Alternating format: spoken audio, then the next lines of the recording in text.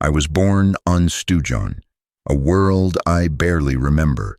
Green hills rolling beneath gray skies, the smell of rain on stone, my mother's hands braiding my hair before the Jedi came. They took me when I was 6 months old, young enough that I should have no memory of her face. Yet sometimes in dreams I see her eyes, blue like mine, watching me leave. The Jedi said this was a gift, being chosen, being freed from attachment to pursue a higher purpose. They said I was fortunate. I believed them. I was a child, and children believe what they are told by those who feed them, shelter them, teach them to touch the infinite. The Jedi Temple on Coruscant became my home, its corridors more familiar than any planet's surface, its routines more certain than any family's rhythms. I was raised among hundreds of other younglings, all of us dressed in identical robes, all of us learning the same katas, the same meditations, the same litanies about the Force and our duty to serve it. We were told we were special, chosen, superior to those who could not touch the Force. We were told attachment led to suffering, that love bred fear, that fear led to the dark side. We were told many things. Some of them were true. Some of them were the comfortable lies an order tells itself to justify taking children from their mothers. I was a good student, obedient, diligent. I excelled at lightsaber forms, mastered Sorasu before my peers, meditated with focus that earned my instructors' approval. I wanted to please them. All younglings do. We crave approval from those who hold power over us, who determine our futures, who decide whether we are worthy. I learned to read their expectations and meet them, to smooth my rough edges until I fit perfectly into the mold they had prepared. I became what they wanted. I told myself this was wisdom, maturity, understanding the Jedi way. I did not yet understand it was also a kind of death, the slow erasure of whoever I might have been if my mother had kept me. When I was 13, I was still without a master. Most of my peers had been chosen by then, had begun their apprenticeships, had moved forward into the life of a Padawan. I remained. I trained harder, meditated longer, performed flawlessly in every demonstration, and still no master chose me.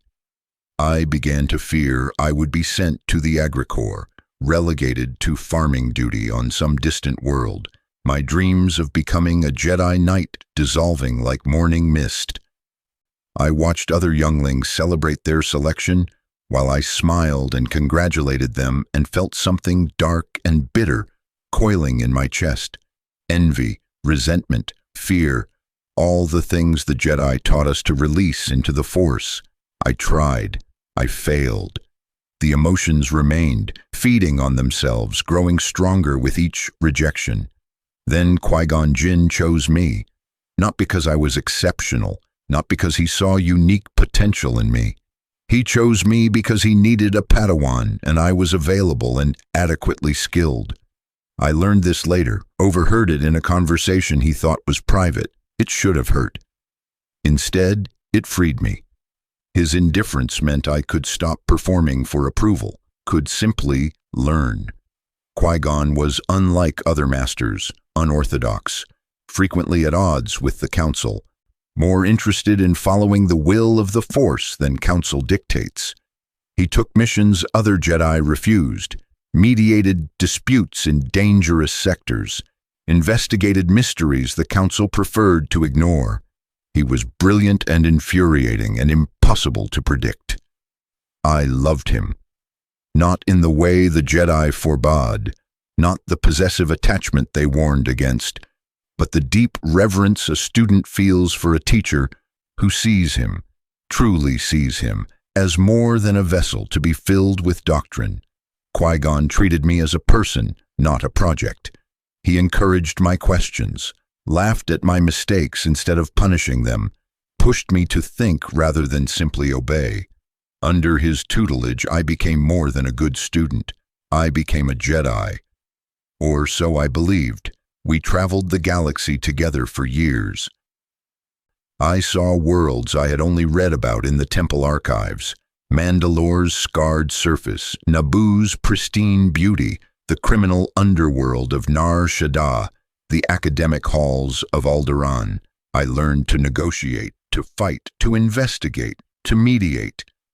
I learned that the galaxy was vastly more complex than the temple suggested, that right and wrong often blurred into uncomfortable gray, that the Jedi's role as peacekeepers sometimes meant enforcing an unjust peace. Qui-Gon never shied from these complications. He waded into moral ambiguity with the same calm he brought to lightsaber combat, trusting the Force to guide him toward balance. I was 25 when we were sent to Naboo. A trade dispute, the Council said.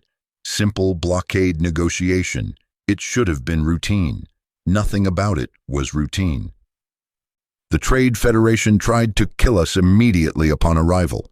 We escaped to Naboo's surface, discovered an invasion underway, rescued the Queen, fled to Tatooine when our ship was damaged. Every step revealed deeper conspiracy, greater danger, a darkness coiling beneath the surface of Republic politics. And on Tatooine, in a junk shop run by a Toydarian slaver, Qui-Gon found him, Anakin Skywalker, 9 years old, slave-born, eyes bright with desperate hope. Qui-Gon tested his blood and found midi-chlorian counts higher than Master Yoda's, higher than any Jedi in recorded history. He declared the boy was the chosen one, prophesied to bring balance to the Force. He became obsessed with freeing Anakin, training him, fulfilling the prophecy. I watched my master's attention shift from me to this slave boy, watched him pour his faith and hope into a child he barely knew, and I felt something ugly stir inside me. Jealousy, abandonment, the fear that I had never been enough, that Qui-Gon had always been waiting for someone better. I was ashamed of these feelings. I meditated on them, tried to release them, failed. They festered. When Qui-Gon told me Anakin would become his Padawan once I passed my trials, I smiled and said I understood and felt something crack inside me. I would be replaced, upgraded. Qui-Gon had found his true student, his prophesied chosen one, and I was simply the placeholder who had filled the years between. Then we reached Naboo, and everything shattered. The Sith returned after 1,000 years of absence. Darth Maul, a nightmare made flesh, face tattooed in patterns of rage. Double-bladed lightsaber burning red against the palace's gleaming walls. Qui-Gon faced him with the calm he brought to everything, and I fought beside my master against an enemy we had been taught no longer existed. The Sith were extinct, the Council had assured us. They were wrong. They were wrong about so many things. The hangar battle was chaos. I was separated from Qui-Gon, trapped behind a laser gate while my master fought Maul alone. I watched through the crimson shimmer as Maul's blade pierced Qui-Gon's torso, watched my master fall, watched the light fade from his eyes. I screamed. The sound echoed in the corridor, bouncing off walls, mixing with the hum of the laser gates. When the barrier dropped, I launched myself at Maul with fury I didn't know I possessed. Not Jedi calm, pure rage. I wanted to hurt him, to kill him, to make him suffer for what he had taken from me. I lost. He was better, faster, more experienced. He disarmed me. Force pushed me into the reactor shaft. I fell, caught myself on a maintenance projection, hung above an infinite drop while Maul watched from above, savoring his victory. I should have died there. Instead, I reached for Qui-Gon's lightsaber through the Force, pulled it to my hand, launched myself upward, and bisected Darth Maul in a single strike.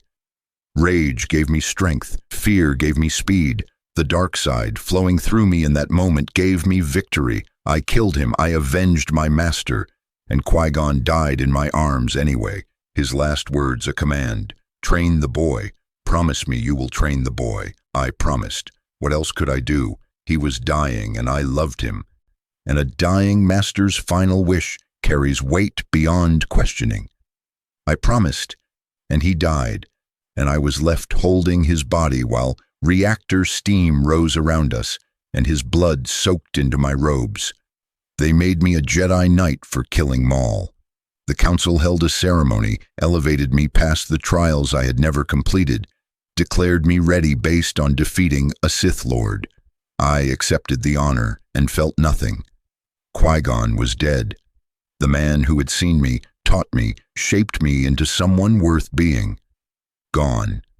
And I had promised to train Anakin, the boy he had loved more than me, the chosen one who would overshadow everything I might achieve. I was 25 years old, a brand new knight with no experience, no wisdom, no understanding of how to be a master, and they gave me Anakin Skywalker, 9 years old, traumatized from slavery, torn from his mother, grieving for the Jedi who had promised to free them both, but only freed him.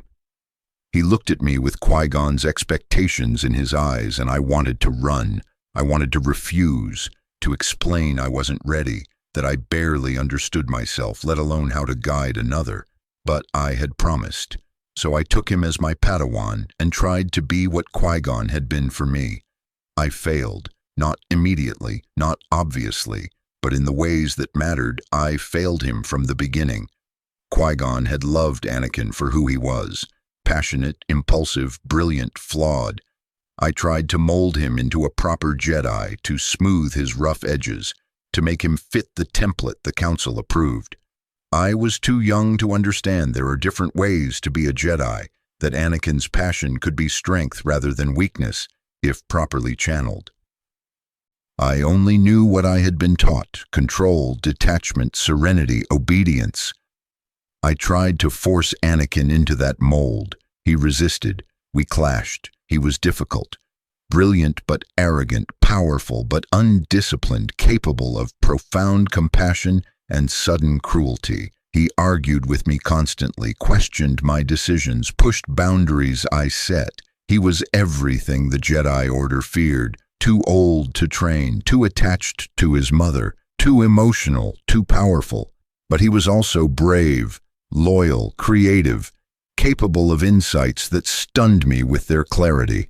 When he was 14, he saved my life on Jabim, dragging my unconscious body through a war zone while under heavy fire. When he was 16, he negotiated peace between warring clans on Anshan with patience and wisdom that belied his years. He contained multitudes. I never knew which Anakin would emerge, the hero or the liability. The Clone Wars began when Anakin was 19.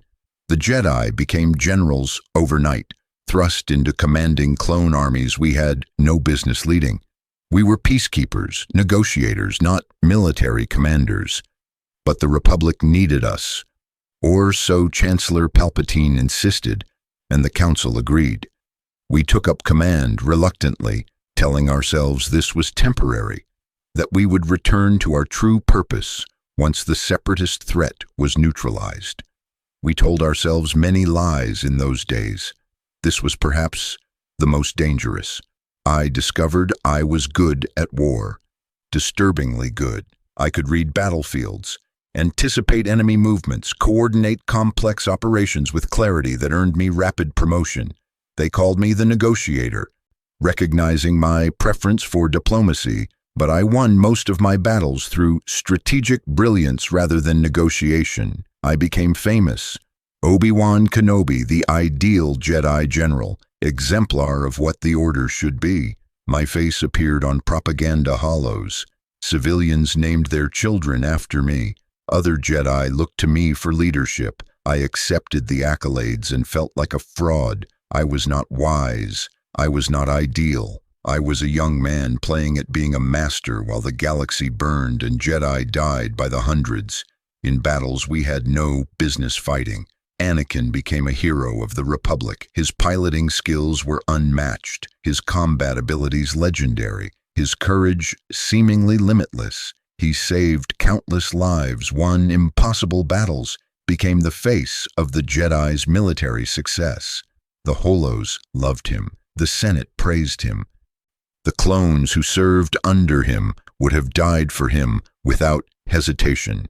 He was everything I had feared he would become, brighter, more beloved, more powerful than I could ever be. And he was still my Padawan, still learning, still making catastrophic mistakes I had to correct. Our relationship became complicated. I was too young to be his father figure, too much his peer in many ways, but I was his master, responsible for his training, his choices, his moral development. He needed guidance, boundaries, someone to help him navigate his enormous power and equally enormous emotional turmoil. I tried. I gave him lectures about control, about thinking before acting, about following the code. I sounded like the masters who had raised me, spouting doctrine I wasn't sure I believed anymore. Anakin listened with barely concealed impatience and then did whatever he thought was right. Usually he saved the day. Sometimes he crossed lines that troubled me deeply. On Zagaria, he killed slavers with viciousness that went beyond combat necessity. I saw rage in his strikes, saw him enjoying their pain. On Cato Neimoidia, he tortured a separatist official for information, using the Force to cause agony until the man broke. On Ryloth, he executed prisoners rather than taking them into custody. Each time I confronted him, each time I reminded him that Jedi do not act from vengeance, that we must be better than our enemies.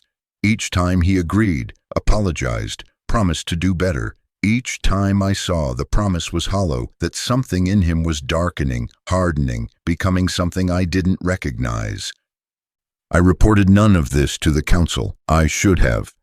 A master who sees his Padawan exhibiting dark tendencies has a duty to report it, to seek guidance, to protect both the student and the order. I remained silent. I told myself I was protecting Anakin, that he was just struggling with the stresses of war, that he would stabilize once peace returned. I told myself I could handle it, that I could guide him back to the light through patience and teaching. I told myself many things. All of them were lies I used to avoid admitting the truth. I was afraid of losing him, afraid of failing Qui-Gon's dying wish, afraid of admitting I had never been capable of training the Chosen One. He married Padme Amidala. I knew. He thought he was hiding it, thought his secret meetings and veiled excuses were subtle. They weren't. I had been his master for over a decade. I could read him better than anyone. I saw the way he looked at her, the way his presence in the Force brightened when she was near, the way he made excuses to return to Coruscant whenever she was there. He was in love, deeply and completely, in violation of every rule the Jedi Order held sacred. I said nothing. I should have confronted him, should have reported it to the council, should have helped him navigate the conflict between his feelings and his vows. Instead, I pretended ignorance, allowed him to maintain the fiction that he was being discreet, told myself this was kindness. It was cowardice. I didn't want to lose him. If I confronted him about Padme, forced him to choose between her and the Order, I knew which he would choose. So I stayed silent, complicit in his deception, betraying my duty as a master to preserve a relationship that was already fracturing. The war dragged on. 3 years of constant battle, constant death, constant compromise.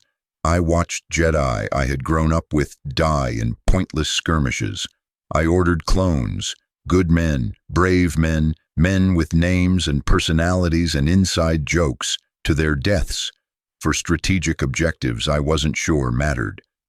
I negotiated with separatist leaders who wanted peace but were overruled by Count Dooku and General Grievous.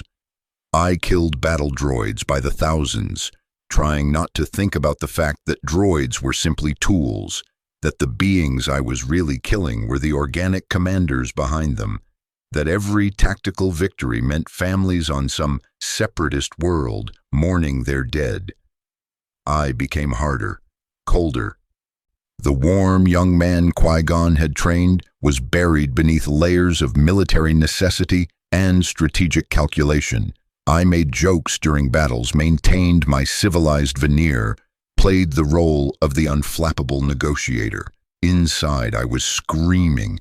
Inside, I was drowning in moral compromise, in the weight of command, in the growing certainty that the Jedi had lost their way. We were supposed to be guardians of peace, servants of the Force. We had become the Republic's military arm, enforcers of political will, killers in service to a Senate that grew more corrupt. With each passing month, Chancellor Palpatine accumulated emergency powers with alarming speed. Each crisis generated new legislation granting him additional authority, suspending democratic processes temporarily for security reasons. I watched it happen and said nothing. Speaking against the Chancellor was politically dangerous. The Council needed his support to maintain our authority, to keep our position in the Republic. We had become dependent on the man who was systematically dismantling the democracy we claimed to protect. I saw it. Other Jedi saw it. We discussed it in private, voiced concerns in council meetings, and then did nothing.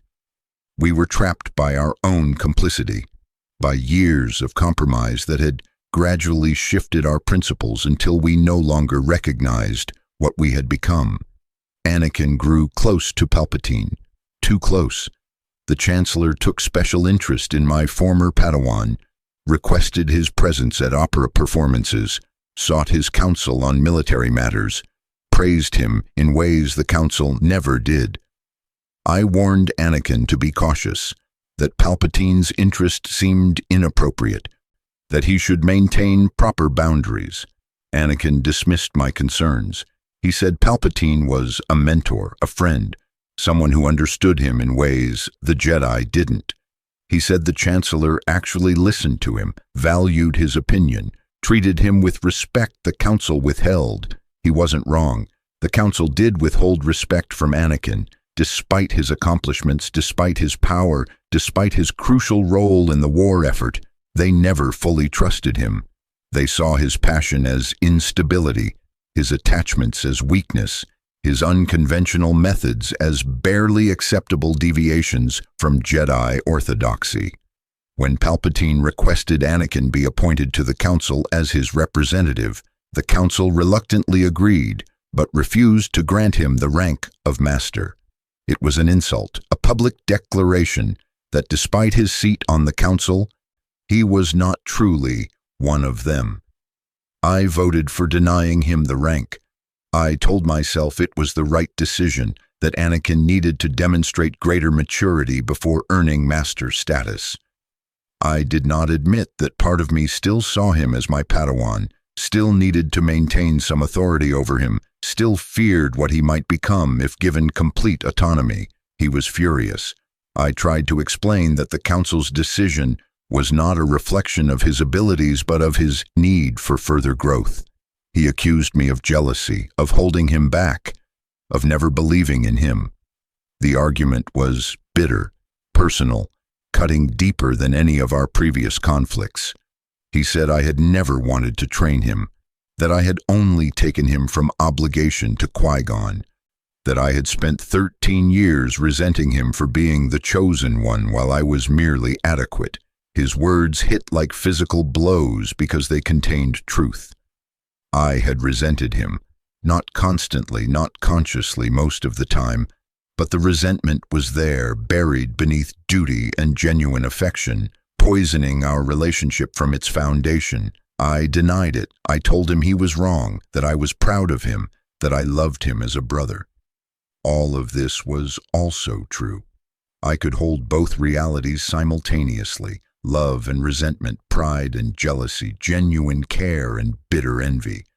But Anakin heard only the denial, saw only my refusal to admit my failures as his master. The conversation ended with both of us angry, hurt, unable to bridge the chasm that had opened between us. That was the last real conversation we had before everything ended. I replay it constantly, wondering if I had been honest, if I had admitted my shortcomings, if I had truly listened to his pain rather than deflecting it. Would it have changed anything? I don't know. I will never know. That uncertainty is its own torture. The end came with horrifying speed. Palpatine was revealed as Darth Sidious, the Sith Lord orchestrating both sides of the war. Mace Windu led Jedi Masters to arrest him. Anakin, conflicted, desperate, terrified of losing Padme to the visions of death that plagued him, intervened. He attacked Mace, allowed Palpatine to kill him, pledged himself to the Sith, became Darth Vader, led the 501st Legion in an assault on the Jedi Temple, slaughtering everyone inside. Masters, knights, Padawans, younglings, everyone. Then he departed for Mustafar to eliminate the separatist leadership on Palpatine's orders. I learned all this in fragments. The temple beacon was altered to warn surviving Jedi away. Master Yoda and I returned to Coruscant to find the temple a tomb, hallways filled with the bodies of people I had known my entire life. I found the recording of Anakin's attack, watched him cut down younglings who trusted him, who had looked to him as a hero. I watched my Padawan, the boy I had raised, the man I had loved as a brother, murder children. I vomited on the temple floor, my body rejecting the reality my mind could not process. Padme knew where he had gone. She was desperate to find him, to convince him to stop, to bring him back. I accompanied her to Mustafar, hidden aboard her ship, knowing she would lead me to him. When we arrived, when she confronted him, he was unrecognizable.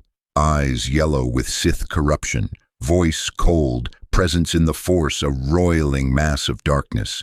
He accused her of betraying him, of bringing me to kill him. When she refused to join him, refused to accept his vision of an empire they would rule together, he force-choked her, his pregnant wife, the woman he had fallen to the dark side to save, and he tried to kill her. I revealed myself. I begged him to stop, to think about what he was doing, to come back from the darkness that was consuming him. He declared the Jedi were evil, that Palpatine was right, that I was either with him or against him. I tried reason, tried appealing to our history, tried reminding him of who he had been. Nothing reached him. The Anakin I knew was gone, drowned beneath Vader's rage and corruption. We fought. Beside the lava rivers of Mustafar, beneath skies choked with ash and sulfur, we fought with everything we had. 13 years of training together meant we knew each other's techniques perfectly. Every strike I made, he anticipated. Every attack he launched, I countered. We were perfectly matched in skill, but he had more raw power. I relied on defense, on Sorisu, on patience and precision. The battle raged across the collection facility, through control rooms and along gantries suspended over lava flows. The heat was tremendous, the air thick with toxic gases, the roar of lava drowning out everything except the clash of our lightsabers. He was stronger, faster, more powerful, but he was also arrogant, overconfident, certain his superior Force abilities guaranteed victory. When I claimed the high ground on the collection platform's embankment, I warned him not to try jumping over me. He did. I had no choice. I severed his legs at the knees and his remaining natural arm at the elbow. He collapsed on the scorched black sand at the lava's edge, his body smoking, his eyes meeting mine with hatred and betrayal and agony. I should have killed him, a clean stroke through the heart, ending his suffering, ensuring he could never hurt anyone again. It would have been mercy. Instead, I stood there watching him burn, smelling his flesh cook, listening to him scream that he hated me. I took his lightsaber. I left him to die in agony. I told myself I couldn't kill him, that he was my brother, that I loved him. The truth was darker. Part of me wanted him to suffer. Part of me wanted him to feel a fraction of the pain his betrayal had caused. Part of me was punishing him for being the chosen one, for being Qui-Gon's favorite, for being everything I wasn't. I left him there. I carried Padme back to her ship and fled Mustafar. She died in childbirth despite my desperate attempts to save her, her heart broken by Anakin's fall, her last words affirming belief in the good still in him. I delivered her twins, Luke and Leia, and then I helped hide them. Luke to Tatooine, to Anakin's step-family, Leia to Alderaan, to Bail Organa. We separated them for their safety, hoping Palpatine would never discover Anakin had children, that the twins might one day be instrumental in destroying the Sith. I went to Tatooine. I accepted exile on a desert world, living in a cave in the Jundland wastes. Watching over Luke from a distance as he grew up with Owen and Beru Lars, I told myself I was protecting the boy, ensuring the last hope for the Jedi's future survived.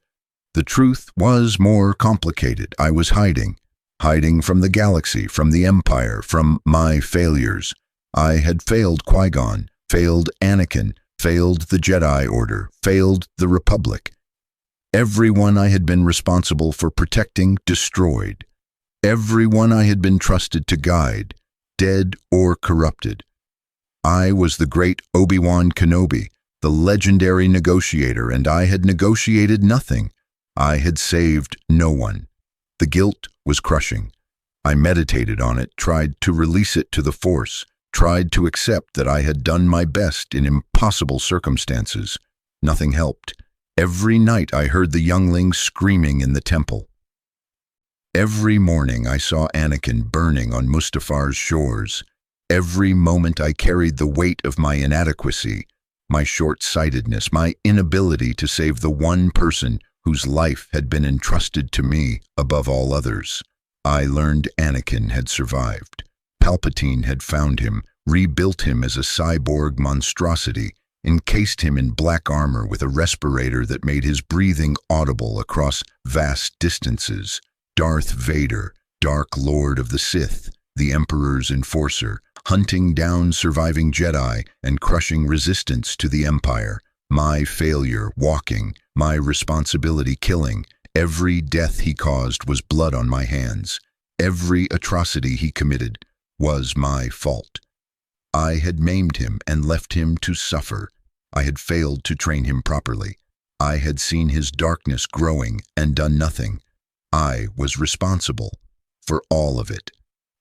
The years in the desert were torture disguised as meditation. I tried to commune with Qui-Gon through the Force, tried to learn the technique that would allow me to maintain consciousness after death. Sometimes I succeeded, heard his voice, received fragments of wisdom. Mostly I sat alone in my cave, while twin suns scorched the endless dunes, and I contemplated my failures. I aged rapidly. The desert was harsh, but guilt was harsher. My hair turned gray, my face creased with lines, my body weakened. I became old before my time. I watched Luke grow up, a bright boy full of hope and dreams, wanting adventure beyond the moisture farm. I saw Anakin in him, the same blue eyes, the same sandy hair, the same frustrated yearning for something greater. I maintained distance, appearing occasionally as a strange hermit who lived beyond the Dune Sea, never revealing my connection to his father, never explaining why I watched him. Owen Lars despised me, feared I would drag Luke into danger. He was right to fear. Everything I touched turned to ash. 19 years passed. The Empire consolidated its grip. The rebellion formed in desperate response, and I remained on Tatooine, frozen by guilt and indecision. What right did I have to involve Luke in the struggle against his own father? What wisdom could I offer when I had failed so catastrophically?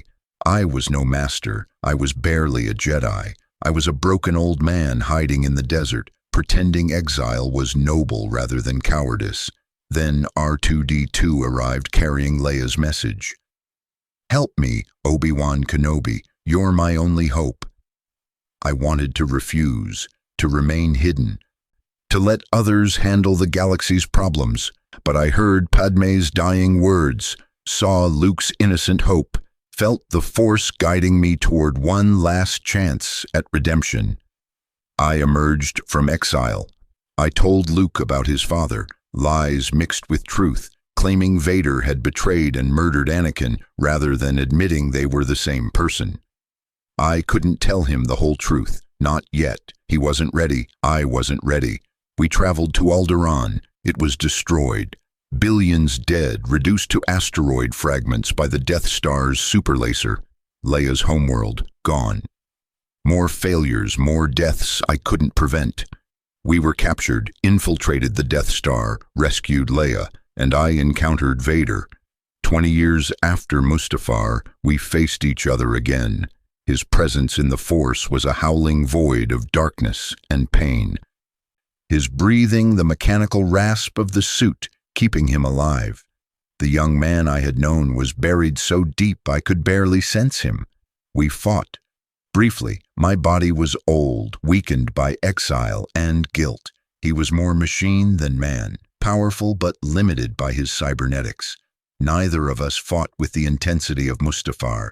This was ritual, confirmation of what we both already knew. Our bond was severed, our relationship ended. We were enemies now. But as Luke and Leia escaped, as the opportunity to flee arose, I made a choice. I lowered my lightsaber. I allowed Vader to strike me down. My body dissolved into the Force, my robes crumpling empty to the deck. Death was not oblivion. Qui-Gon had taught me the technique, and I had practiced for 19 years. I maintained consciousness, became one with the Force while retaining identity. A Force ghost able to guide Luke. I watched him destroy the Death Star, saw his potential, began training him on Dagobah with Master Yoda. And I continued, lying. When Luke asked about his father, I maintained the fiction that Vader had killed Anakin, that they were separate beings. I told myself this was necessary, that the truth would destroy him, that I was protecting him from unbearable pain. Yoda disagreed. He said Luke needed to know the truth, needed to understand exactly what he faced. I resisted. I had already failed Anakin so completely. I couldn't bear to fail Luke by destroying his illusions about his father's heroism. Finally, when Luke confronted me directly, I admitted it. Vader was his father. Anakin Skywalker had fallen to the dark side, become a monster, and I had been powerless to stop it. Luke refused to believe Anakin was irredeemable. He insisted there was still good in Vader, that he could be saved, that love could reach him. I tried to dissuade him. I explained that Anakin was gone, that only Vader remained, that attempting to redeem him would only lead to Luke's death or fall. Luke ignored me. He surrendered to Imperial forces, allowed himself to be taken before the Emperor, confronted Vader and Palpatine together, and he succeeded. Luke reached the man I had failed, found the good I had given up on, inspired Anakin to reject the dark side and destroy Palpatine. My former Padawan, the man I had maimed and abandoned, the monster I had created through my inadequacy, he returned to the light in his final moments, saved his son, destroyed the Emperor, fulfilled the prophecy, died as Anakin Skywalker, not Darth Vader. I should have felt vindicated, relieved, proud. Instead, I felt the crushing weight of 19 years of unnecessary exile, of guilt I could have released if I had believed what Luke believed, that redemption is always possible, that love is stronger than fear, that no one is beyond saving.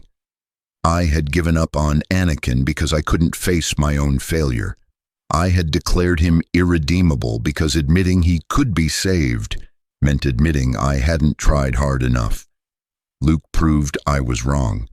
A boy with no training, no experience, no understanding of the Jedi Code, succeeded where I, the legendary master, had failed. Anakin appeared beside me as a Force ghost in the celebration on Endor. We stood together, transparent and luminous, watching Luke and Leia and the rebellion celebrate victory. We did not speak. What could we say? I had maimed him, abandoned him, given up on him. He had slaughtered younglings, helped build an empire of tyranny, murdered billions. We had both failed each other so profoundly that words were meaningless. But in the Force, beyond language, I felt his presence. Not forgiveness, neither of us could offer that. Not reconciliation, we were beyond such simple resolution, but acknowledgement. We had both been trapped in cycles of failure, both made choices that destroyed lives, both lived with consequences that exceeded any punishment. We were both victims and perpetrators, both flawed men who had tried and failed and tried again. In the end, he had found redemption through his son's love. I had found only the confirmation of my inadequacy. I remained in the Force, watching Luke attempt to rebuild the Jedi Order. I offered guidance when he sought it, watching him make his own mistakes, struggle with his own students, face the same impossible choices I had faced. History repeating with different actors. I saw him take on a nephew, Ben Solo, son of Leia and Han, strong in the Force, troubled by darkness. I saw Luke try to guide him, try to prevent another fall, try to be the master I had failed to be, and I watched Ben fall anyway, seduced by Supreme Leader Snoke, corrupted by the dark side, becoming Kylo Ren. Luke blamed himself completely, went into exile, abandoned the rebellion and his students and his family. He made the same mistakes I had made, assuming personal guilt for choices others made, believing his failure made him unworthy, hiding rather than trying again. I tried to counsel him, tried to explain that isolation only feeds the darkness, that he was needed. He refused to listen, just as Anakin had refused to listen to me. Patterns repeating, failure propagating across generations. The Jedi Order's fundamental flaws, taking children from families, forbidding attachment, prioritizing doctrine over compassion, creating the conditions for darkness to flourish. I had been shaped by those flaws, had passed them to Anakin, had created a monster because I couldn't see beyond the Order's limitations. Luke, trying to build something better, had still fallen into similar traps, and Ben, like Anakin before him, had been lost to the darkness that lives in all of us. But then Rey came, an orphan from Jakku, powerful in the Force, seeking Luke with desperate hope. She convinced him to return, to teach her, to become the legend the rebellion needed. And Luke learned what I had failed to, that failure is not the end, that trying again despite past mistakes is the only path forward, that hope is not naive, but necessary. He faced Kylo Ren one final time, projected himself across the galaxy through the Force in a display of power and sacrifice that bought the rebellion time to escape. Then he released himself into the Force, becoming one with its infinite flow. I greeted him. We stood together in the Force, two failed masters watching the galaxy continue without us. I was wrong, I told him, about Anakin, about redemption, about everything. We were all wrong, Luke said. That's what being mortal means. We do our best with limited understanding, and we fail and we try again. The trying is what matters. Perhaps the trying is what matters. But the cost of my failures was paid by others. Younglings murdered in the temple, Padme dying of a broken heart, an entire generation of Jedi erased, a galaxy suffering under imperial tyranny for decades. My inadequacy as a master, as a Jedi, as a man, it produced catastrophic consequences. Saying I tried doesn't resurrect the dead or undo the suffering. Rey defeated Palpatine finally, destroying the last remnant of the Sith. Ben Solo returned to the light in his final moments, helped her, died saving her. Another pattern repeating, a Skywalker redeemed through sacrifice, finding the light too late to escape death. The galaxy was free. The Sith were destroyed. Balance was achieved through the Skywalker bloodline, just as prophesied. Anakin's legacy was ultimately redemptive, but my legacy is failure. I am remembered as the great Obi-Wan Kenobi, Legendary Jedi Master, hero of the Republic. They don't know the truth. They don't know I was a barely adequate Padawan given a Padawan too soon. A young man playing at wisdom while making catastrophic errors. A master who failed his student so profoundly that he became the galaxy's nightmare. They celebrate my legend. I know the reality. I was not wise. I was not exemplary. I was a man who tried his best and discovered his best was devastatingly insufficient. Qui-Gon appears beside me sometimes in the Force. We don't discuss Anakin directly. The wound is too deep, the failure too complete. But once, after watching Rey embrace the Skywalker name, honoring the legacy despite its darkness, Qui-Gon said, "You were too young. I should never have burdened you with him." "You had no choice," I said. "You were dying." "I had a choice.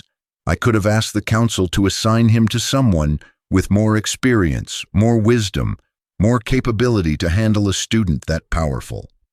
I chose you because you were mine, because I wanted my legacy to continue through you both. I chose my own attachment over Anakin's needs. My failure created yours." Perhaps he was right. Perhaps the failure began before I ever took Anakin as my Padawan, began with a dying master's selfish wish, began with a system that took children and forged them into weapons and called it training. Perhaps we were all failing together, caught in a cycle the Jedi Order never examined because examining it would mean questioning foundational assumptions.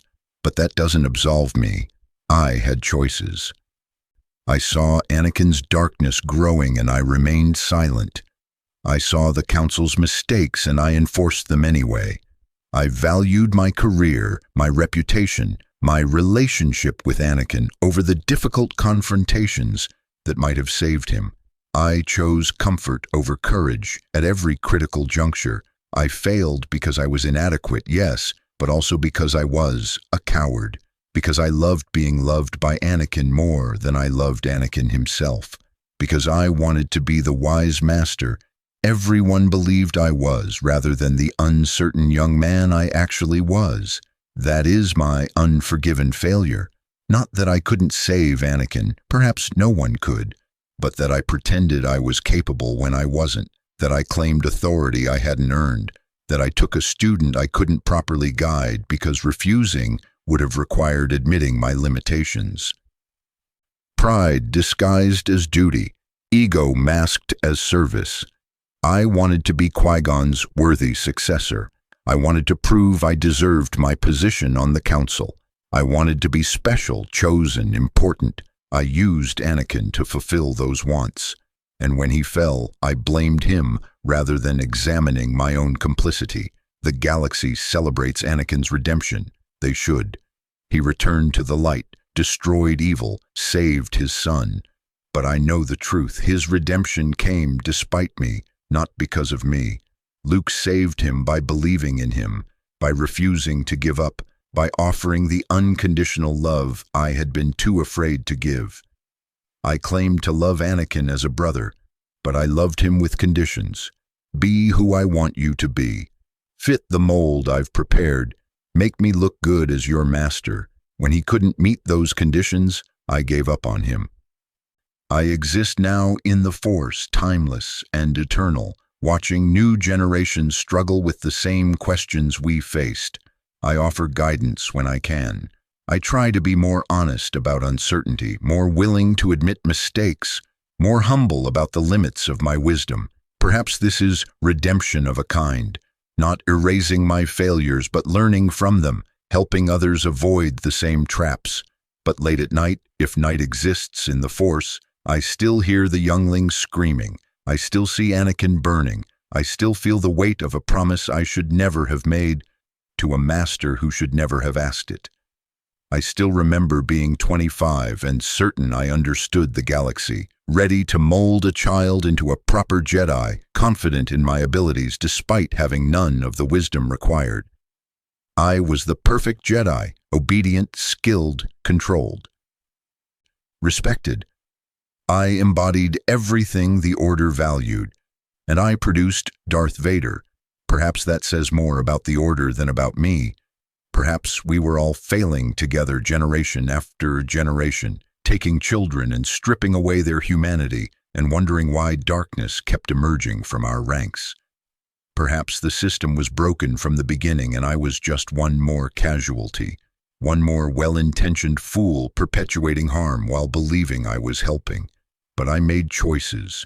Within the broken system, within the impossible circumstances, I still made choices. I could have been honest with Anakin about my inadequacy. I could have asked the Council for help when I saw his darkness growing. I could have prioritized his well-being over my reputation. I could have admitted I didn't have the answers instead of pretending certainty I didn't feel. I could have loved him better, more completely, without the conditions and expectations that poisoned our bond from the beginning. I chose pride instead, chose image over truth, chose the comfortable lie that I was capable, that I had it under control, that everything would work out if I just followed the code and maintained proper discipline. I chose to be the master everyone expected me to be rather than the uncertain young man I actually was. That choice, that fundamental dishonesty, created the distance between us that Palpatine exploited so effectively. The Emperor understood Anakin better than I did. He saw the fear beneath the bravado, the desperate need for validation, the terror of loss that drove so many of his decisions. Palpatine offered what I never could: unconditional acceptance, praise without reservation, permission to feel and express the emotions the Jedi demanded he suppress. The dark side didn't seduce Anakin with promises of evil. It seduced him with understanding, with the acknowledgement of his pain, with the suggestion that his feelings were valid rather than weaknesses to overcome. I gave him lectures, Palpatine gave him empathy. Is it any wonder which one he chose? I have had decades in the Force to study this, to examine every conversation and missed opportunity, to catalog my failures with the precision I once applied to battle analysis. The patterns are clear. Every time Anakin came to me with fear or doubt or anger, I responded with Jedi platitudes about releasing emotion, trusting the Force, maintaining control. I never said, "I understand. I feel that too. Let's figure this out together." I never admitted my own fears, my own doubts, my own struggles with attachment and emotion. I presented myself as the ideal Jedi who had transcended such difficulties when the truth was I had simply buried them beneath layers of performance and denial. He needed a mentor who could be vulnerable, who could model how to integrate powerful emotions rather than suppress them. He needed someone who could say, "Yes, you feel intensely, and that can be strength if channeled properly, rather than weakness to be ashamed of." He needed permission to be human while learning to be Jedi. I gave him neither permission nor model. I gave him judgment wrapped in concern, criticism disguised as teaching, rejection masked as discipline.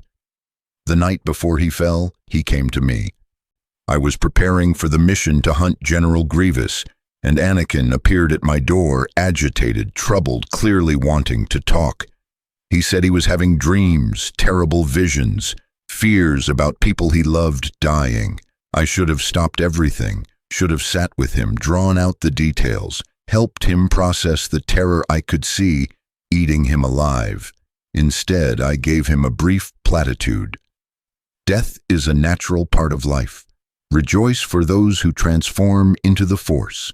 Mourn them do not, miss them do not, and dismissed him to focus on my mission preparations. That was the last chance, the final moment when honesty and presence might have changed everything.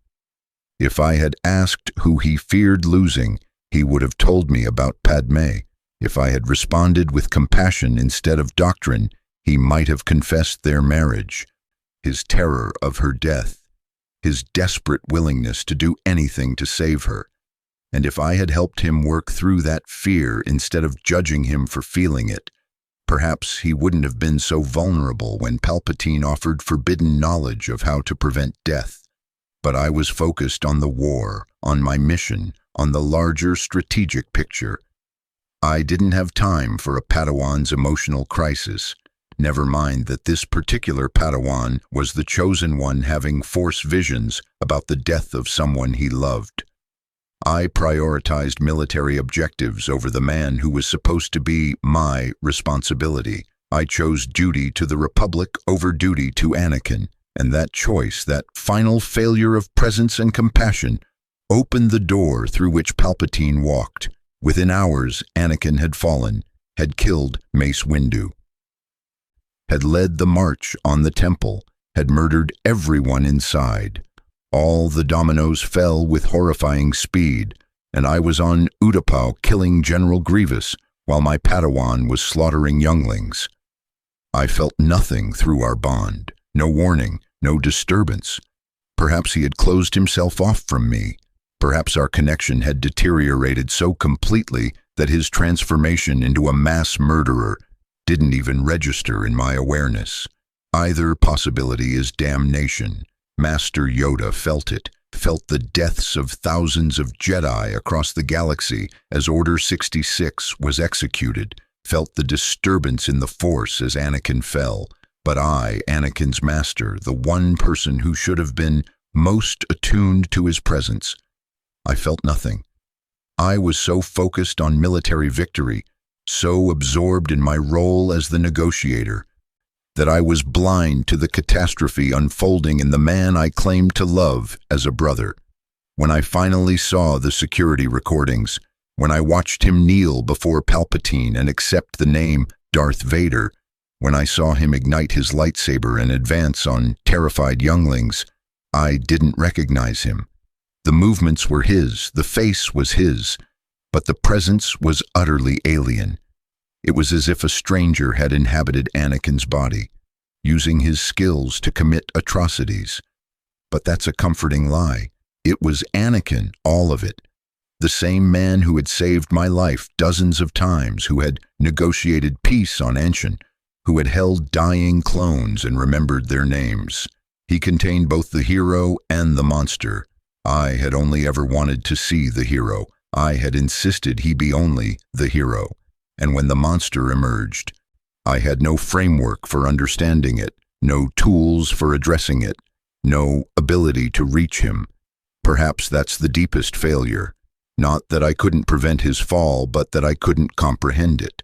I had constructed such a rigid understanding of good and evil, light and dark, Jedi and Sith, that I couldn't recognize the complexity of a man who was both and neither. The Jedi taught in absolutes. You were either in control or you weren't, either following the code or betraying it, either serving the light or falling to darkness. No middle ground. No acknowledgement that people contain multitudes, that we are all constantly negotiating between impulses, that integration rather than suppression might be the path to actual balance. Anakin needed integration, needed help becoming whole rather than being split into acceptable and unacceptable parts. Instead, the Jedi Order, through me, its faithful instrument, demanded he amputate half of himself, deny his capacity for intense love and equally intense fear, pretend he was the serene warrior monk we wanted him to be rather than the passionate, troubled, brilliant man he actually was. We took a child scarred by slavery, torn from his mother, traumatized by violence, and told him his emotions about these things were inappropriate. We took his greatest strength, his capacity to love deeply and fight fiercely for those he loved, and told him it was his greatest weakness. Is it any wonder he eventually sought teachers who accepted all of him? Is it any wonder he chose the Emperor's darkness over the Council's light when darkness said, "You are powerful and your feelings matter," while light said, "You are dangerous and your feelings are flaws to overcome"? I enforced that rejection. Every time I corrected his recklessness, every time I reminded him about attachment, every time I compared him unfavorably to idealized Jedi standards, I was telling him he was fundamentally unacceptable as he was. I claimed this was teaching, guidance, helping him reach his potential. It was violence, psychological violence perhaps, but violence nonetheless. The slow erosion of his self-worth, the constant message that who he naturally was needed to be suppressed and controlled and transcended. And yet, he was also genuinely dangerous. His rage was real and destructive. His willingness to cross ethical lines was genuinely troubling. His attachment to Padme did make him vulnerable to manipulation. The Jedi weren't entirely wrong about the risks. Intense emotion can lead to terrible choices. Attachment can become possession. Fear can spiral into darkness. The code existed for reasons, had been developed over thousands of years of Jedi grappling with exactly these questions. The failure wasn't in recognizing the risks. It was in having only one response to them: suppression and control. We never developed frameworks for healthy attachment, for integrated emotion, for passionate engagement with life that didn't lead to darkness. We only knew how to demand transcendence, how to insist on detachment, how to shame those who couldn't achieve our narrow definition of balance. And when that approach inevitably failed with students like Anakin, we blamed them for being deficient rather than questioning whether our methods were inadequate. I am trapped in this understanding. I cannot go back and apply it. Anakin is dead, redeemed, but gone. The old Jedi Order is extinct. The chances to do differently have passed.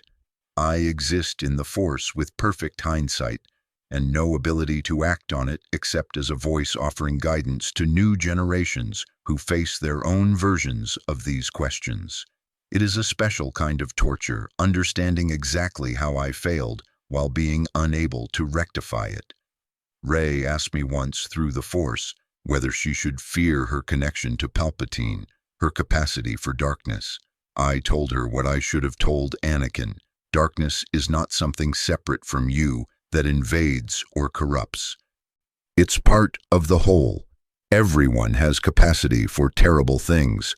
The question is not how to eliminate it, but how to integrate it, acknowledge it. Choose consciously rather than being driven by forces you don't examine.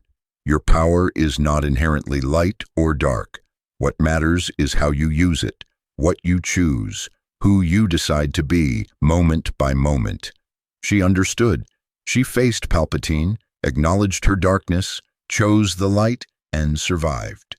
She did what Anakin couldn't because people around her, Luke, Leia, the memory of her parents, loved her without demanding she be someone other than who she was.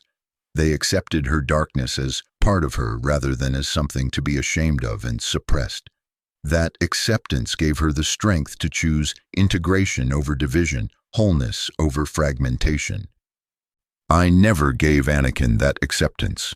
I loved a version of him, the heroic Jedi Knight, the brilliant warrior, the loyal friend. I recoiled from the parts that didn't fit that image, the rage, the fear, the capacity for cruelty. I wanted him to eliminate those parts, to become entirely the person I could comfortably love. He felt that conditional quality to my love. He knew I would reject him if I fully saw his darkness. So he hid it from me, and the hiding fed it, and it grew in shadows until it consumed him. If I had said, even once, even in passing, "I see your anger and I'm not afraid of it. I see your capacity for violence and I don't reject you. I see your attachment to Padme and I understand it, even if the code forbids it." Would it have made a difference? I don't know. But I never said it.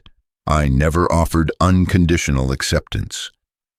I offered performance reviews disguised as mentorship, judgment wrapped in concern, rejection masked as teaching standards. The worst part is I thought I was doing right. I genuinely believed I was helping him, guiding him, preparing him to be a great Jedi. I thought strict standards and high expectations were gifts, were signs that I believed in his potential. I didn't understand. I was slowly crushing him beneath the weight of impossible ideals, teaching him to hate himself for being human, creating the self-rejection that made Palpatine's acceptance so intoxicating. Qui-Gon would have done better. He accepted people as they were, worked with their nature rather than against it, trusted the Force to guide rather than imposing rigid frameworks.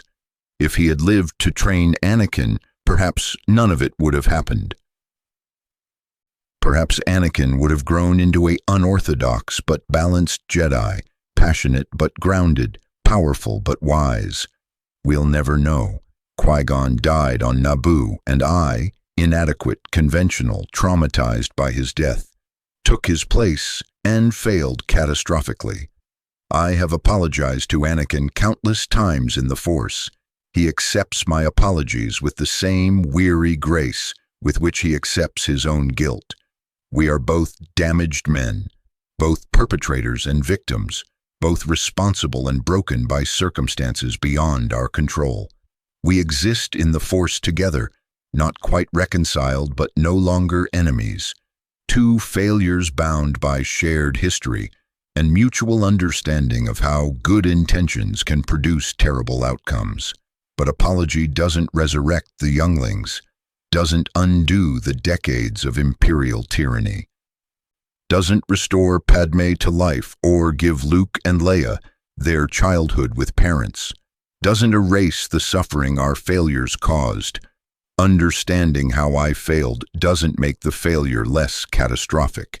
It just makes it more painful because I can see exactly where different choices might have led to different outcomes. This is my existence now, perfect clarity about my inadequacy, complete understanding of my complicity, full awareness of how my fear of inadequacy became self-fulfilling prophecy, how my performance of mastery prevented actual mastery, how my need to be respected as Anakin's teacher prevented me from being what he actually needed, a flawed but honest guide who could admit uncertainty and model integration rather than suppression. The galaxy has moved on. New conflicts, new challenges, new generations grappling with light and darkness. The Jedi Order may rise again, or may remain extinct, or may transform into something new that avoids our mistakes. I offer what guidance I can, but I am not a reliable narrator of my own story. I am too close to it, too damaged by it, too invested in narratives that make my choices comprehensible, if not forgivable. What I know for certain is this. I was given a sacred responsibility to train and guide a powerful, traumatized child, and I failed. Not because I was evil or malicious or uncaring, but because I was inadequate and afraid and more concerned with appearing capable than being capable. I prioritized image over substance, doctrine over relationship, my own comfort over his needs, and those choices accumulated over 13 years created the conditions for his fall. I did not make Anakin fall. He chose that. He walked into the Emperor's trap. He ignited his lightsaber in the temple. He choked Padme. He embraced darkness. Those were his choices, his responsibility, his guilt to carry. I cannot and should not claim his agency by taking full blame for his actions. But I failed him, failed to see him clearly, failed to love him completely, failed to guide him wisely, failed to create the relationship where he could be honest about his struggles without fear of rejection. I was the master. He was the student. The power differential meant I bore greater responsibility for the health of our relationship, and I abdicated that responsibility by pretending I had wisdom I didn't possess, by enforcing standards I didn't fully believe in, by loving him conditionally while claiming brotherhood. That is my unforgiven failure.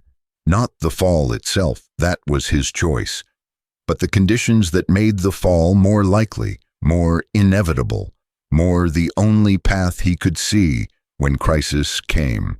I created those conditions through 1,000 small failures of courage, honesty, and genuine love. I am responsible for that.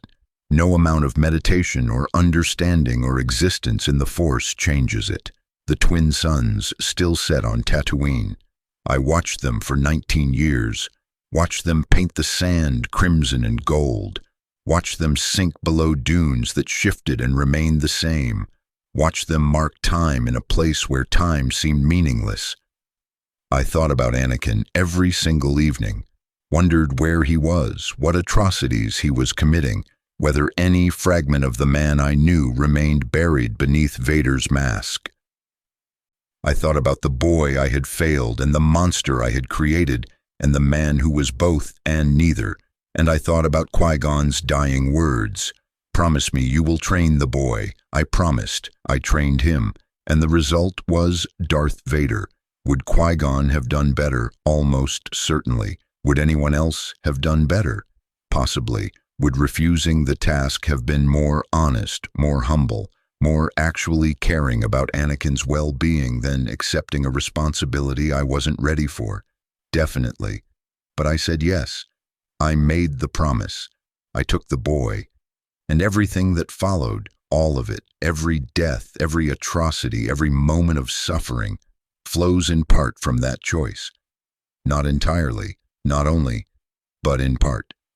My failure is woven into the fabric of galactic history.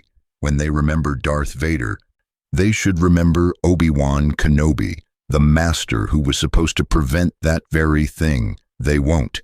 History is kind to me. They remember the legendary Jedi Master, the hero of the Clone Wars, the wise old hermit who preserved hope by training Luke. They forget that I trained Vader first. They forget that my failure made Luke's burden necessary. They forget that if I had done my job properly, Luke would have grown up with parents. The Empire would never have risen. Billions would have lived who died. I cannot forget. This is my burden in the Force.